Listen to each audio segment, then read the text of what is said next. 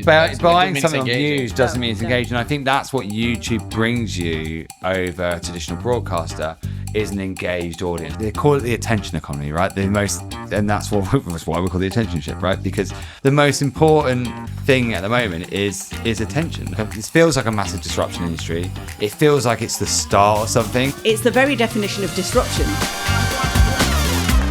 Welcome to The Attention Shift, a podcast where sports media gets debated like a VAR decision. Passionately, chaotically, and with none of us fully agreeing on the outcome, right?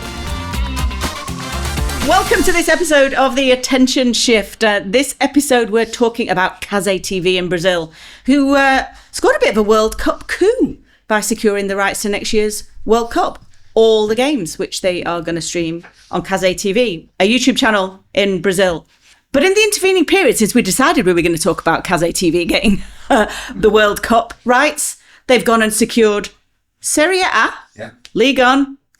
What else was the league? Champions Europa League, UEFA Europa League and the Conference League as well. So now well as having top tier rights for the Brazilian domestic Basically, league. Traditional media's given up in Brazil. Basically. Absolutely. Yeah. Okay. That's the subject. Here we are. This episode of The Attention Shift. I'm going to let you say who you are, just in case anybody doesn't know who you are. Yeah. Who are you? I'm Lee Rapon. Ahmed Abbas. So let's dig into that. Who are you? Basically, I'm Joe Redfern. And is CazéTV basically sports TV in Brazil now? Well, I think what they've done is I don't think it's underestimated what they do to say that it's been seismic what they've managed to do. And look, and they would say, and obviously it's Kazé, I keep going the wrong, don't I? Kazé with Live Mode, and they're doing partnership with Live Mode, right, who are a great company.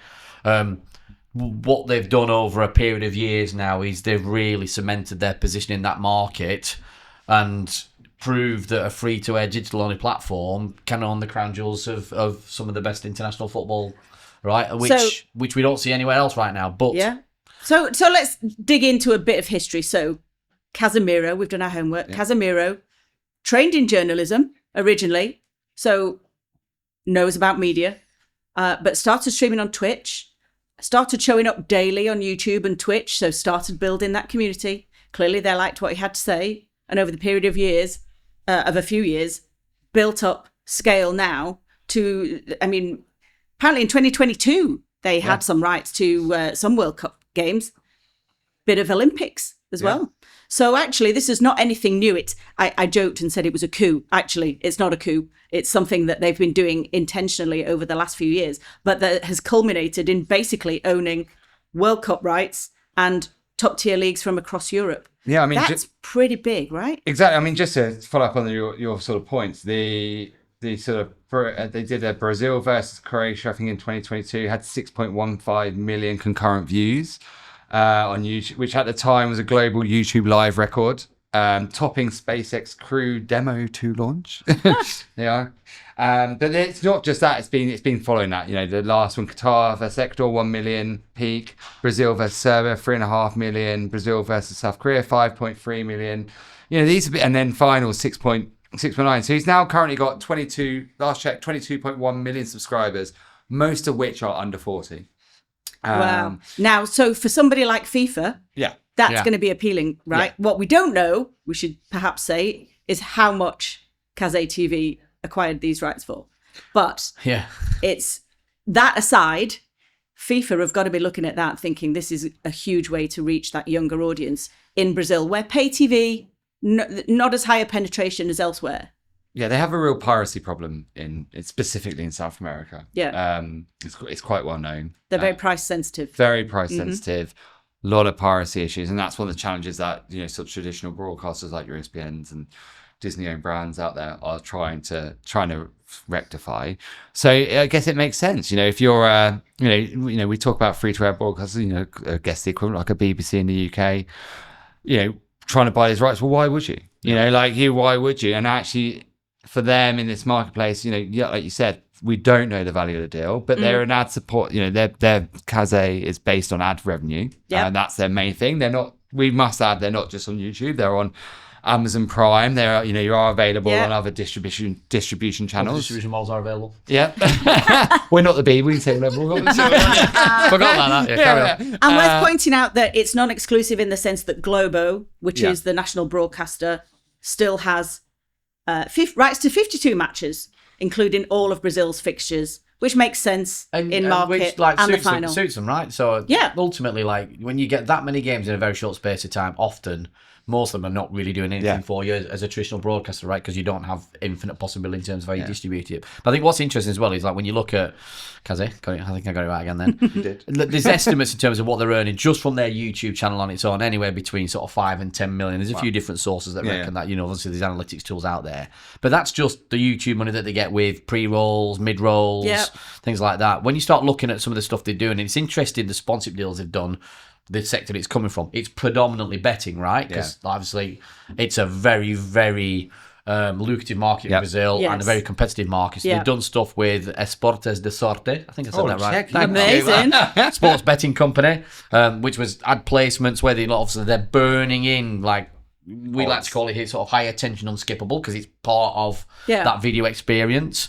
They've done a lot of stuff with Bet365 as well, the omnipresent global, I guess, leader in betting. And they've done some stuff with the Anna Gaming Group as well, where they've sponsored some of those international football tournaments. So when you start layering that in on top of the YouTube revenue as well, those kind of deals can be pretty big, to be brutally honest. So the YouTube money, in a sense, is not necessarily the driver for this. No, it's only a part of it. But that's interesting, isn't it? Because we've got a lot of broadcasters and sports rights owners who are looking, frankly, for a replacement for broadcast media revenues.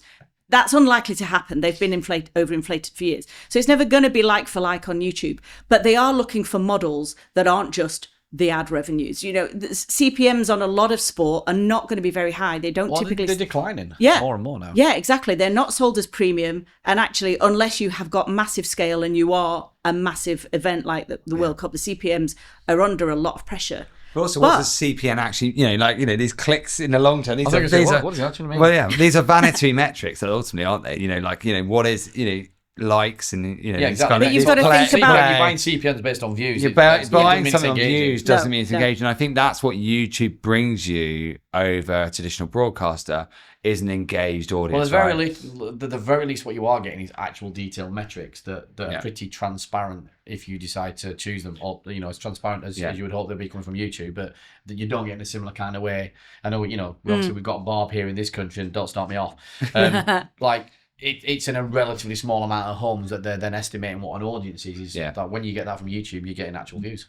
Yeah, and also it's an interactive, as we've talked about previously on many episodes, it's about that interactive feedback feedback between the sort of stream and the comments and the commentators. It's reactive. He can, he'll go that. People do the like, actually get do engaged. Super chats, can talk about. So it's a two-way conversation. It's also interactive. So if you are, let's talk about the betting side of it. If you are doing betting, you can have an interactive ad. You can have links to things that are much more deep links than would be on a traditional broadcast. Versus, if you're thinking about advertising on a traditional broadcast, you've got to watch it, maybe scan a QR code and then find it. Whereas if you're on your phone or on a desktop or watching even on TV, it's a much more interactive experience. So you can see why it could be valuable. Do we think this is going to apply elsewhere? Where do we see this going? And is this a model that maybe two parts. One, if you're a free-to-air traditional broadcaster, let's say an ITV, BBC, Channel 4 in the UK specifically, is this a worrying trend for you? As in, does that mean you have to actually start paying for rights if they're, because they might be given off to someone else to YouTube? Or if you're a developing country, is this a model that you use? I say developing loosely, but what I mean, like developing in terms of rights deals or fan bases. Is this a model you go, well, actually, I'm the Premier League, why don't I just do the same, in a small country? That is a fan base that I'm trying to grow out of. I think it would be difficult for it to be replicated in exactly the same way as Brazil. I mean, every territory is different, right? And as we would just say, pay TV penetration in Brazil is relatively low. They're really price sensitive, huge, issue with piracy. They're a really passionate fan base. The Brazilians are known for their passion. So they're going to want this relationship with CazéTV where they can start making comments, they can talk about what they like and what they don't like. It's an outlet for them that they wouldn't get through Globo, for example. that you can't then lift and shift somewhere else and expect it to work exactly the same. What I do think, before we think about where it might work, is I think YouTube as an organization will be looking at this really closely, even mitigating for what, the unique way that the Brazilian media landscape is set up. They're going to be looking, okay, right, this is the World Cup being hosted on our platform. They're going to be using it as a technological test, but also, again, they've got a ton of tech that they don't really leverage yet. Multi-view, all of those new bits of tech that they're rolling out. Is CazéTV going to help them figure out how? I think don't underestimate. Like, YouTube won't pay for rights. I mean, I keep hearing this. I've heard this from YouTube as well. Their intention not to pay for rights, but there's different ways of paying for rights. Right? They can do is they can motivate their sales team to sell one thing more than another at a premium level because of the type of content. So they're not directly paying for the rights, right? Because a brand is, but the YouTube sales juggernaut is doing it. So there's different ways of them cutting that cake to be able to facilitate something to get funded. Agreed. That's what I was saying about some of the other tech tools as well. Yeah, totally. Those other tech tools that will help. They do have Thursday Night Football, right, on YouTube in the US. It's not like they're completely against dabbling in rights. But like you said, is this more about supporting a top creator? Like they don't need to. Yeah, exactly. Well, that's the thing. When they're making, like if Mr. Beast brought rights in the US to the World Cup, for example. Yeah, and I think they're making enough in ad revenue. I don't think there's an urgency to think about other technology they might deploy that helps increase that revenue. They're kind of, they're doing okay. Yeah. And I started going down the rabbit hole of other commercial things that they've done as well. Like, they did a deal with iFood, which I assume is similar to our Just Eat Here. Yeah. Where, like, in breaks, they're ordering food, like, live as part of their stream. As CazéTV? Yeah. Well, of course you would, wouldn't you? But why not? Would you ever see traditional media do something like that? So this is the very definition. What you mean? Worked in it. They feel like it's beneath them to do something like that. Oh goodness, yeah. I mean, that's low rent. That's not art. No, that's low rent, but also it's very lucrative. Yeah. And when you're a creator that's got to his scale, I mean, I'm assuming he's got and he's also got a big team. I mean, this Adidas, they all wear Adidas gear. Like, of course they do. Yeah. Which again, we're not used to over here because there's very strict regulation around it. But actually, you do it in the US as well. You all remember the Coke cans being pixelated out in America's Got Talent. Yeah. Every little segment in US sports TV is sponsored by someone, Of course, yeah. So, but it's the very definition of disruption, isn't it, what they're doing? They've come along, they've taken all the World Cup games away from what you would assume FIFA would want to be on prestige platforms that are very much pay TV. But you've got YouTube that I think are going to be learning a lot from it. You've got FIFA that are going to be learning a lot from it. And then you've got a creator that really has only been creating regularly for the last 5 years, broadcasting the biggest sporting event in the world. I can't think of three. I mean, that's like pretty big. Yeah, doing Brazil for Brazilian World Cup rights. If Brazil do well in that World Cup tournament, that's massive. The sort of audience. You wouldn't have thought this arguably even a year or two ago, let alone sort of last World Cup rights cycles. That someone would be putting a YouTube content creator would buy will obtain, whether we bought them up to debate, but obtain the rights to the FIFA, and actually FIFA letting them have it. Well, I mean, that's the other thing. I think that's the big shift. That's an element of almost like trying to outthink, obviously, because the model would generally be, I'm going to go to the usual suspects and I'm going to do it. I bet it did, and they said no, without a doubt. Or they were trying to play the game, and FIFA, because they are sorry, they've got cash, right? They've got reserves. They can turn around and go, you know what? I'm going to create a whole new model here, and you're not getting it for any money in the world. I'm going to do it over here instead. Now, does that annoy the people they're trying to pitch to or not? But, in a lot of ways, it's progressive, because they're thinking it's only going in one direction, this. And we're going to test it out there because actually we don't earn that much from that market anyway. And if it works there, then we might start doing a few other markets. Like we said earlier, if we had to pick out countries where we think this could potentially be replicated because of the relative flux that it's in, where would you go, right? I think I said Southeast Asia. And, if you're looking, that sort of area, or Africa, right? Somewhere where there's potentially generally you can go Pan-Africa when you do deals as well. Yeah, but I just think it's places where just go Pan-Africa. Places historically where they don't have strong broadcast deals, where your subscription revenue or your sort of paid revenue is low. It's going to be low anyway due to the affluence of the car. I mean, India, you'd think mobile, and India too. Yeah, I mean, mobile video consumption is huge. Yeah. So they're Almost the sort of places ubiquitous you think in it'd India. work. And I think that's, arguably a place, if you look at maybe someone like the Premier League, if they were launching the Premier League app, these would be the countries potentially that they would European countries where you think like the market could be disrupted, like Well, by a interesting, creator? isn't it? I mean, on the face of it, you'd say no, because pay TV is so well established. But then there's one European market where pay TV and the League of A bit of flux. had a few issues. So yeah, it'd be worth thinking about whether it could happen in France. Yeah. And when we were talking about it before we started recording, I was remembering. So of course, Ligue 1 falling out with successive broadcasters and DAZN. But then it brought to mind another really interesting example that might be a bellwether for how it could happen in France. Is a YouTube creator called Inoxtag, big YouTuber in France, decided he wanted to climb Everest, got himself a trainer, documented his journey, filmed it, climbed Everest, released it as a movie, and it got so huge it ended up being put into cinemas. In France, I think he sold something like 350,000 cinema tickets to go and watch his movie of a creator climbing Everest. It got so successful in cinemas that then TF1, the French broadcaster, then acquired it. So we've got a YouTube creator decides they're going to do something, turns it into a movie, puts it in cinemas, and then it ends up on the national broadcaster.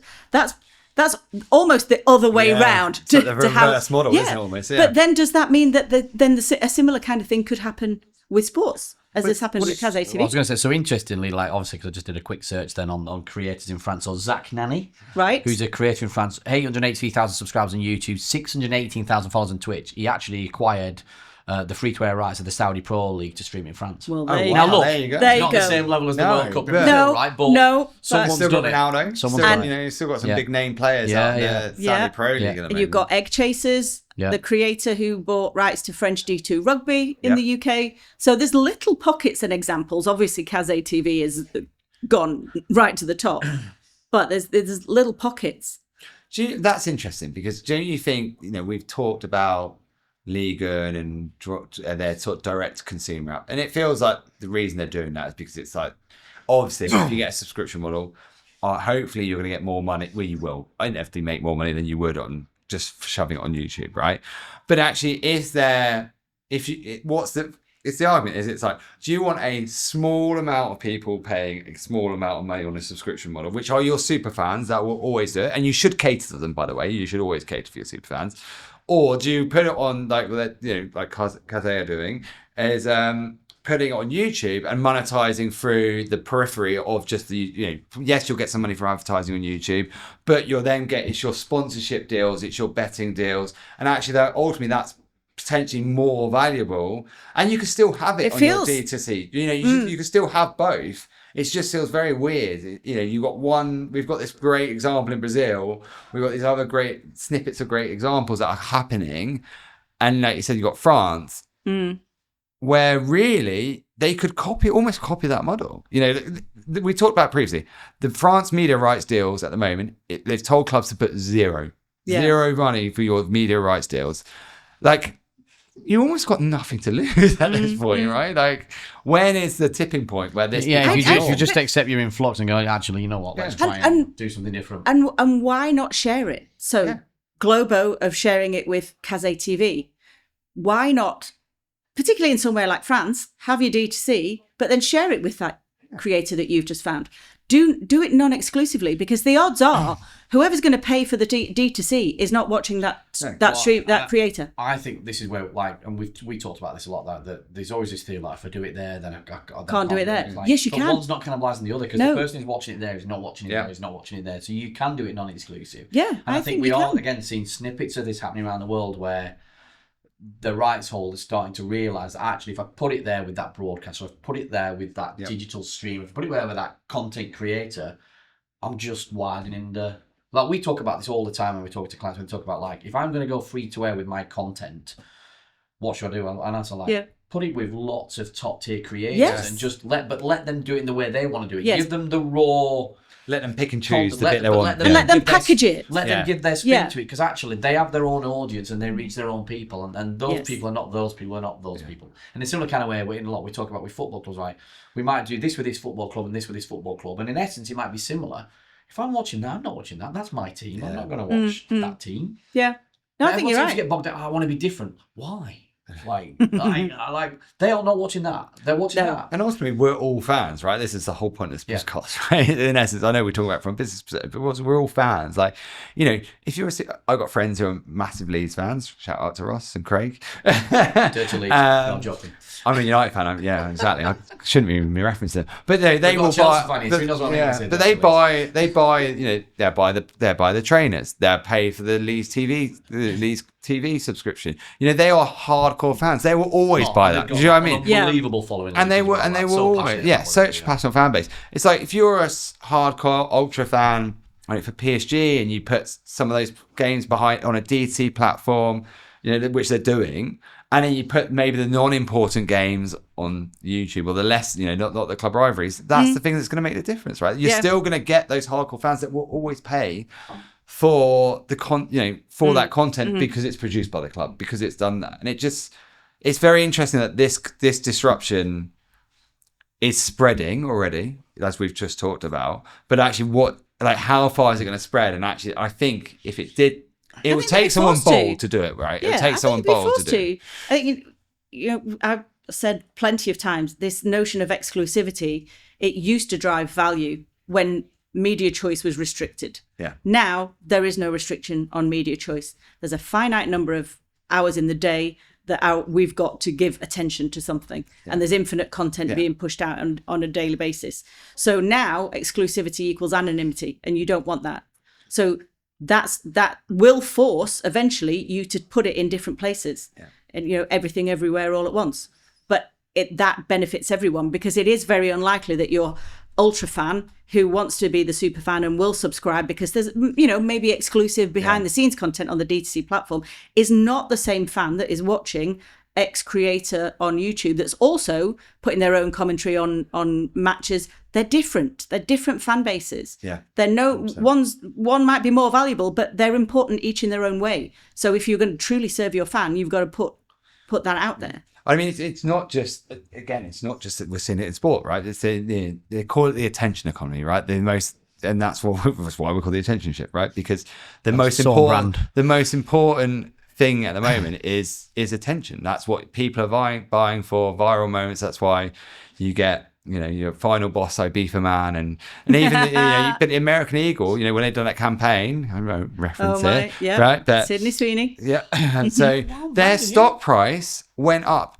instantly. Yes, you know, like the share because value. it's attention. Yes. And then as soon as Donald Trump referenced it, it went up another 20%, right? So this is the world of an attention economy. It's these things that are driving change. And actually, for something like we said, going back, it's like someone like FIFA getting that attention with someone in a market where they would have, if they had just sold the rights even for peanuts to a national broadcaster, to Globo, they wouldn't have got it. They wouldn't have got any. They wouldn't get the eyeballs that they're getting now. So for them, it's a fair play to FIFA. Fair play to FIFA on this one. You look at broadcasters in the UK doing it. ITV Studios, Channel 4. They're setting up YouTube channels. They're putting a lot of the library stuff out there. You've got drama. You've got entertainment. Channel 4's just launched a 4 comedy YouTube channel where they're aggregating and curating all of their comedy content. That's because there's a generation coming up that won't ever have watched Channel 4 or 4OD or whatever the streaming services on a TV. So if they're going to be relevant and have any relevance for the next generation, they've got to be there. So it's a similar kind of, you know, behavior pattern that we'd see if you're going to engage with sports. Then you've got to go and have a presence there, because the odds are they might never even encounter you on the old platforms. I tell you what we didn't mention as well, obviously, because we love to talk about football, like Tim Cox egg chasers and what those chasers. Take a second tier French rugby. I did say that. You was typing. Even for a UK audience, to watch first tier French rugby, I think would be, you know, it would be quite a niche watch. Yeah. So the fact that he's managed to find an audience with that, and he spoke at an event that I was at recently, just talking about that line. One of them, like, we had a crack at it, and they said, and now we're seeing where it goes, and he was honest, like, you know, how we monetize it and how we scale it, like we're kind of working it out. And he was like, and if anyone's got any ideas, I'm all ears. But ultimately, like, what we are giving is authenticity, and we're giving it a platform that we'd never have had, because actually there's a number of English players playing it that people are interested in. Yes, and so they will find that fan over here. And also, surely then French D2 or the French rugby will be looking at that going, okay, well, if this models, we've got a whole raft of ways to scale. Do you think that, going back to our previous conversation we've had, which is around, you've got your sort of 2-tier economy now in sport, which is your, unless you're an NFL, a Premier League, which is interesting that I would have argued, said the World Cup. It's obviously, it's very country. That is Premier, yeah. Yeah. So these are Premier rights, and then you've got kind of everyone else. Is this kind of is there 2 factors involved? One is actually, if you're everyone else, actually look at, if you want to grow your fan base, this is a very nice entry point to getting into a new country, into a new if thing. you're But yeah, it's not just about sticking your live no. game match event Oh, on God, YouTube no. and off the Yeah. best. Like, It's much more it's sophisticated. it's making Yes. content for YouTube, not Yeah. just putting Yeah. your content on YouTube. Yeah. Like, But if you are one of those mid-tier leagues for whom those media rights offers have dried up, Yeah. surely this is starting to look viable Yeah. now. Yeah. and it's really, really easy to go and find creators you can work with. Yeah. The question is then is like, are they happy enough just to take your rights for free to do it, or are they going to turn around to you and go, no, I've got scale, like you need to pay me? Yeah. But there's a wider I think impact some of on them are getting sport. like that now. Absolutely. Yeah. But why not? Yeah. They So they're the new broadcasters, They're basically. they're your new But broadcasters. flipping the model, instead of them paying for it, they're getting paid to do it. Yeah. Because ultimately, as just sport, why? Look, we want our content seen because the fans need to see it. No, they want the content seen because they need sponsors to get the traction that they need to get. So it's like, okay, you've gone and done your deals over there, but if you want that brand to go and get some kind of traction, well, you need to pay us to help you do it, because that's an activation fee. Yeah. Yeah. Yep. But so I guess that's it. So we just said, look, it seems a good model even if you're an established brand or a premium brand, which is interesting. The World Cup are doing this, which could be applicable to as someone like the Premier League is looking to grow in their Southeast Asian market. Is this something that they could do potentially, or would they want to do? But I do think that you're right. It's like, it feels at the moment like if you're not one of those premium brands that we talk about, if you're like, maybe arguably there's someone like the Bundesliga, which is an established historic league that's got the reach, would they do this? Would we recommend them to do this? Not in Germany necessarily. No, but I would do it. I would start to consider it outside for sure. Yeah. Because what other options are there if you're not attracting media rights offers from traditional routes? The only other option is go and build a D2C, which is really expensive. Customer acquisition costs are huge. They're expensive platforms to run. So, and then you've got you've got creators who can be your broadcaster. And I think there's, like we said, there's still value in a D2C if you do it right and you do it cost effectively. And for a super fan, and you knew your super fans, you've got to understand your audience, right? You've got to understand where your audience is. And if you have that, there's still value, I still think, in almost like like we talked about before, cable. There's a cords cut off, as in the streaming platforms, and there's still cable TV that's going to be around for a while, they can right? coexist. So which is they your can coexist, and I think that's the misconception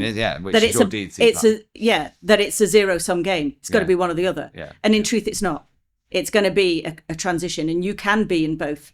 You look at what we were saying in one of the other podcasts about ESPN Plus. You go, it keeps one foot still in. Yeah, the 10% stake. The NFL 10% stake in ESPN. Yeah. They get a partnership with a streamer, but one foot still in traditional broadcast, which is still very lucrative. And there's still millions of viewers in America that consume that way. So really, it's not either or. We talk about a seismic shift and disruption. That's great. And actually, you could count CazéTV as a disruptive move, but actually in reality for everybody else it's a mixture. It's just a changing mixture of distribution, and that comes back to ultimately what we talk about all the time, which is this segmentation of your audience behavior and how letting people consume how they want to consume, and how your super fans or different age groups might want to consume in a certain way. And if you want to engage with sort of casual fans or sort of your Gen Z fans, typically highlights and clipping first, this is a nice entry point to it. So it does feel like a massive disruption. Ultimately, if we go back to the sort of the whole premise of the start, which was this feels like a massive disruption industry. It feels like it's the start of something. It's probably very unique to Brazil. In this moment in time. But I don't think it'll be long before we see it tested at scale elsewhere, though. Yeah, I mean, what's your final thoughts on this, Ed? It's interesting, right? Because I think, in a market that obviously is as it is, and like you said, it's got lots of issues with piracy. Like it's a win in a sense for fans, right? Because they don't have to do all of that malarkey anymore. They can just watch it wherever they watch it. So it's a win in that sense. And I think you see now that we're going from obviously that subscription age, certainly in that market, to an advertising age, right? Because I think there's an exception. Like, look, I'm getting it for free, so I don't mind all of the food and the betting and all those things that come with it too. Because kind of like, I'm not paying anything for it. Yeah. And they're like that.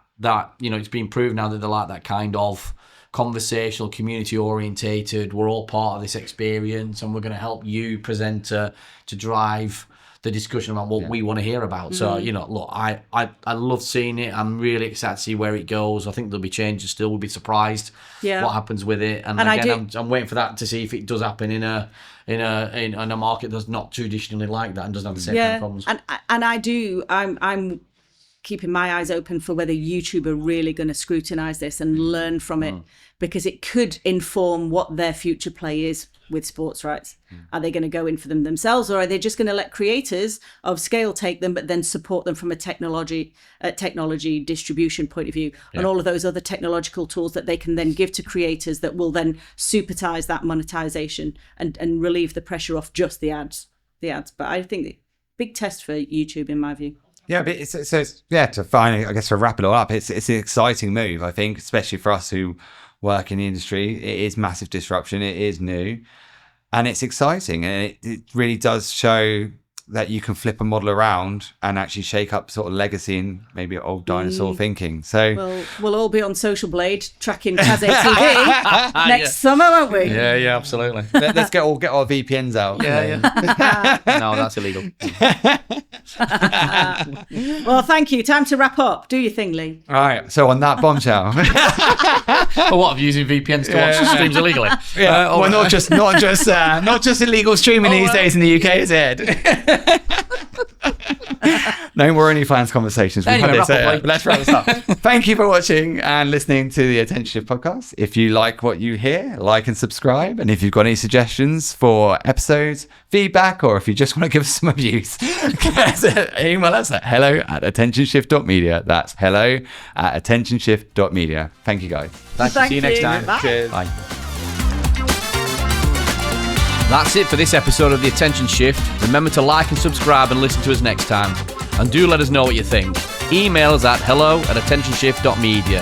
That's hello@attentionshift.media. Goodbye.